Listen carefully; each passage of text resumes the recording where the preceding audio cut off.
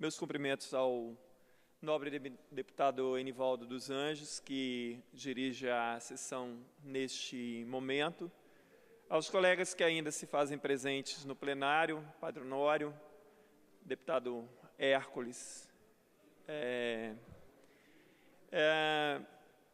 Ontem eu me manifestei a respeito, né, da situação de inconstitucionalidade dada a um projeto meu, hoje novamente, anteriormente, quando eu estive aqui. Eu estava ainda há pouco conversando com o doutor Hércules e eu estava dizendo para ele sobre a necessidade do cumprimento de normas e regras, e nós concordamos, né, com essa situação. Assim, historicamente, o Brasil, as pessoas dizem assim, o Brasil é um país sem leis. É o contrário disso, eu acho. O Brasil é um país que tem leis por demais, né? São criadas, se a gente considerar as leis criadas nos municípios, nos estados e na federação, em nível federal, na União, então são provavelmente centenas de leis que são criadas todas as semanas no Brasil. O problema é que não se cria mecanismos para dar eficiência e eficácia a essas leis. E muitas vezes, aqueles que criam as leis, os legisladores, sejam os deputados estaduais, os vereadores, ou os deputados federais e senadores, são os primeiros a não cumprir as leis. Então, assim, a sociedade e as pessoas, elas aprendem muito mais pelo exemplo do que pelo discurso. Porque uma vez que as normas e as regras, elas passam a não ser cumpridas, então elas passam a não significar absolutamente nada para o funcionamento da sociedade.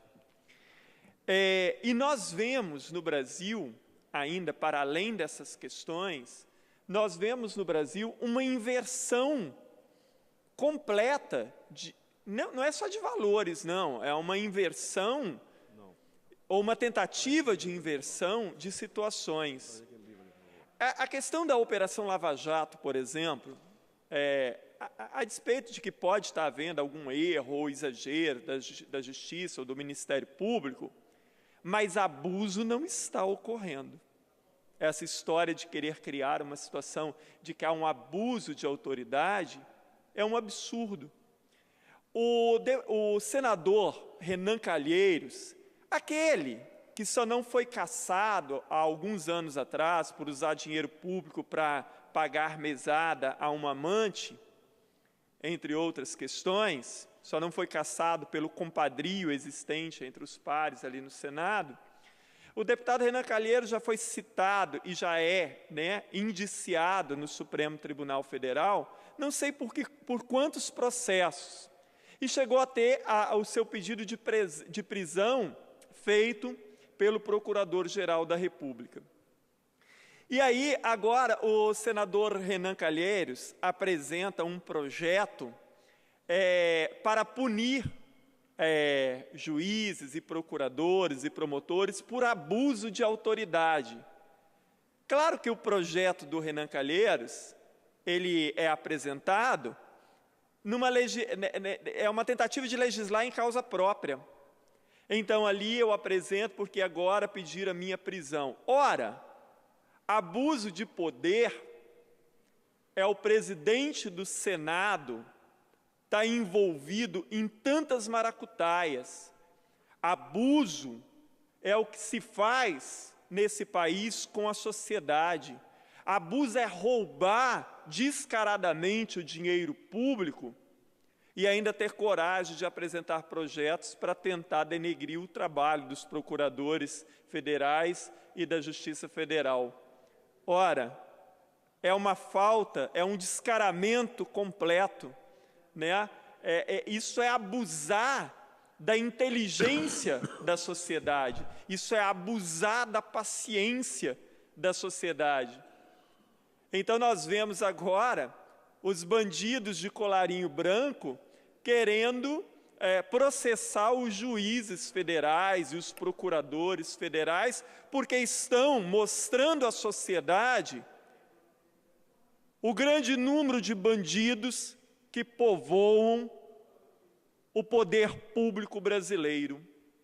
Isso sim é um grande abuso. Somado a isso, a gente vê outras tentativas. Há pouco tempo, o STF considerou que pessoas julgadas em segunda instância devem permanecer presas, devem aguardar presas o resultado dos seus recursos. E há toda uma movimentação para que o STF, ou para que se crie uma lei que volte à estaca zero, ou seja, que as pessoas garantam o direito de recorrer em liberdade até a última instância. É aquela velha história, por isso até hoje bandidos de colarinho branco no Brasil, sejam grandes empresários, sejam políticos renomados, não vão para a cadeia porque podem recorrer. Então há uma orquestração generalizada na tentativa, sim, pior, não é só de acabar com a Lava Jato, mas de voltar os avanços que nós já tivemos até hoje para punir os grandes ladrões desse país que corroem a nação.